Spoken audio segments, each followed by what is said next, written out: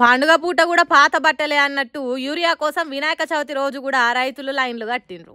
అందరు పూజలు చేయించుకునే తానికి గుడ్ల కాడి వినాయకుని మండపాల కాడ లైన్లు కడితే తెలంగాణ అన్నదాతలు మాత్రం ఇగో సొసైటీ సెంటర్ల ముంగట బార్లు తీరిండ్రు. ఉండ్రాలు, పండ్లు, పత్రాలు, కొబ్బరికాయలు, పూజ సామాన్లతోని మండపాల కాడికి చేరి అయ్యగార్లతోని మంత్రాలు చదువుతుంటే కూసోని దేవుని గొలవాల్సింది పోయి పంటల మీద రందితోని మన అన్నదాతలు ఇగో గిట్ల యూరియా కోసం చూస్తుండ్రు. కిలోమీటర్ల కొద్ది లైన్లు కట్టి పండుగ కంటే మాకు పంటలు పచ్చబడే యూరియానే ముఖ్యమన్నట్టు యూరియా కోసం బార్లు తీరిండ్రు.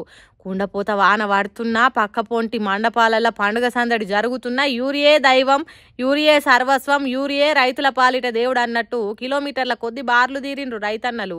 సిద్దిపేట జిల్లా నంగునూరు సెంటర్ ముంగట గంటల కమలం నిలబడ్డ రైతన్నలు, అయ్యా గణపయ్య మమ్మల్ని క్షమించుతాన్రి, ఈ యూరియా కష్టాలు చేయబట్టి గణపతి పప్ప మోరియా అనలేకపోతున్నాం, ఈ పాలకులకు మా మీద దయగలిగేటట్టు జయ్యుండ్రి బొజ్జ గణపయ్య అన్నట్టు మనుషుల్నే మొక్కుకున్నారు కావచ్చు రైతన్నలు.